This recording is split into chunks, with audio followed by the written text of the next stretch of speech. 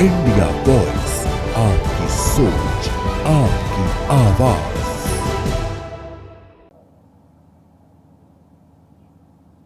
अत्यधिक बरसात के कारण उत्तर प्रदेश के 21 जनपद बाढ़ से आंशिक रूप से या बहुत सारे जनपदों में काफी दर्जनों गांव बाढ़ से प्रभावित हुए हैं। बाढ़ प्रभावित क्षेत्रों में निरीक्षण करने और राहत कार्यों की समीक्षा के साथ साथ उन्हें सकुशल प्रभावी ढंग से संचालन करने के लिए हर एक जनपद में प्रभारी मंत्रियों की तैनाती की गई है और प्रभारी मंत्रीगण अपनी देखरेख में जिला प्रशासन के साथ, पुलिस प्रशासन के साथ मिलकर के बाढ़ राहत कार्यों को तेजी के साथ आगे बढ़ाने का कार्य कर रहे हैं। और यहाँ जनपद में 12 राजस्व गांवों में 5000 से अधिक परिवार यमुना नदी में बाढ़ के कारण प्रभावित हुए हैं। हम सब जानते हैं कि ये बाढ़ राजस्थान में चंबल नदी के धौलपुर आदि से जल छोड़ने के कारण वहां से जलस्तर काफी बढ़ने के कारण ये बाढ़ की स्थिति पैदा हुई।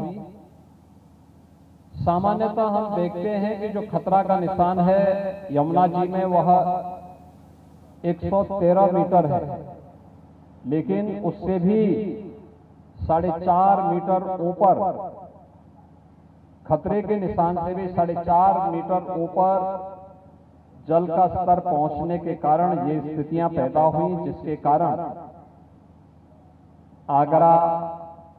इटावा का आंशिक क्षेत्र, औरैया, जालौन और यमुना जी के तटवर्ती क्षेत्रों में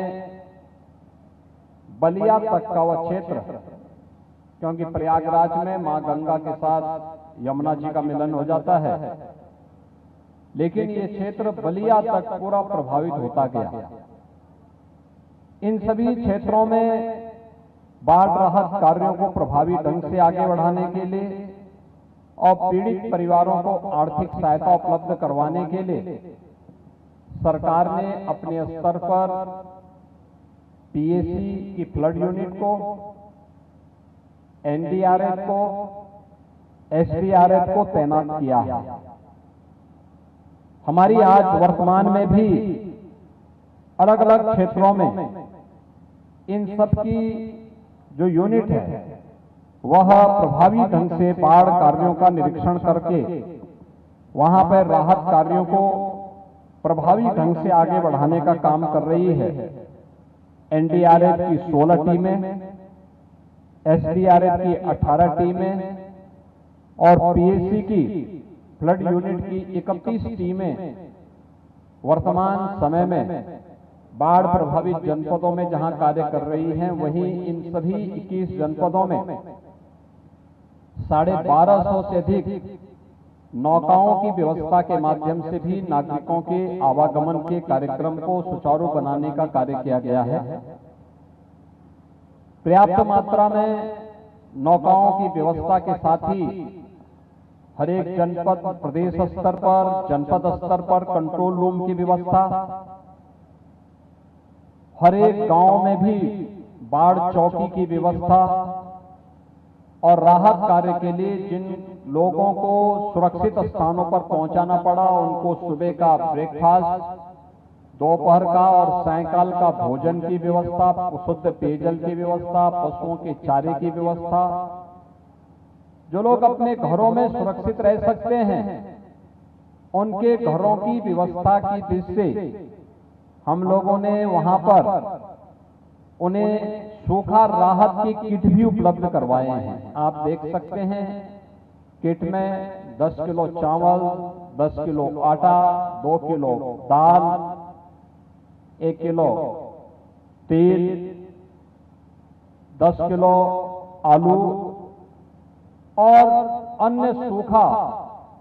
सामग्री के साथ साथ मसाले और नमक आदि घर की जरूरतों को देने के साथ ही डिग्निटी किट, बरसाती, ये सब देने की कार्रवाई भी की जा रही है। जनहानि होने पर उस परिवार को 4 लाख रुपए की सहायता आपदा राहत कोष से,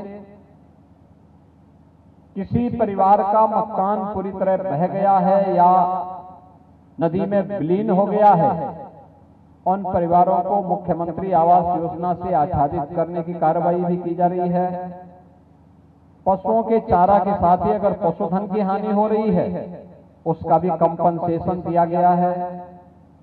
स्वास्थ्य के जगह जगह शिविर स्थापित किए गए हैं और यह भी व्यवस्था की गई कि इस सीजन में कोई एंटी रेबीज वैक्सीन की व्यवस्था या सांप के काटने पर एंटी स्नेक वेनम की भी व्यवस्था सीएससी स्तर पर, डिस्ट्रिक्ट हॉस्पिटल के स्तर पर भी पर्याप्त मात्रा में उपलब्ध करवाए गए हैं, जिससे किसी भी व्यक्ति को हम लोग, चाहे वह सांप का हो, बिच्छू का हो, कुत्ते का हो या किसी जंगली जानवर के काटने के कारण उन्हें किसी भी प्रकार की आपदा में हम बचा सकें। बाढ़ राहत कार्य के लिए युद्ध स्तर पर टीमें लगाई गई हैं। प्रत्येक जिला प्रशासन से इसके बारे में युद्ध स्तर पर कार्य को आगे बढ़ाने के लिए निर्देश दिए गए हैं और प्रभारी मंत्री स्वयं भी इन क्षेत्रों का निरीक्षण कर रहे हैं। आज के इस अवसर पर इन सभी बाढ़ पीड़ितों के प्रति हमारी संवेदनाएं हैं और उन्हें मैं इस बात के लिए आश्वस्त करता हूं कि सरकार उनके साथ में है। हर प्रकार का सहयोग सरकार उन्हें करेगी। जिन अन्नदाता किसानों की फसल को नुकसान पहुंचा है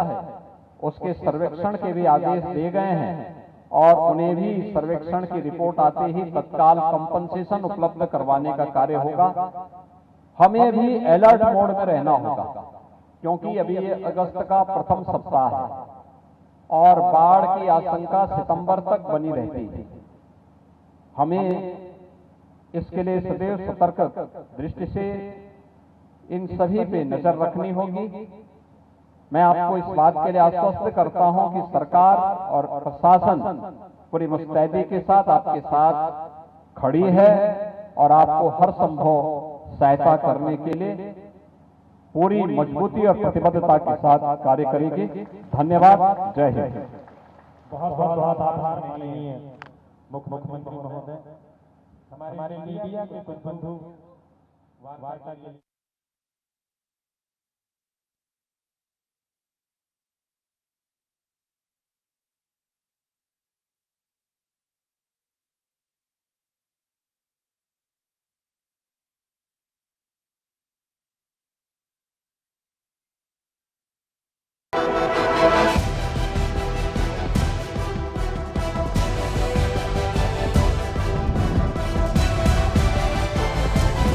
इंडिया वॉइस।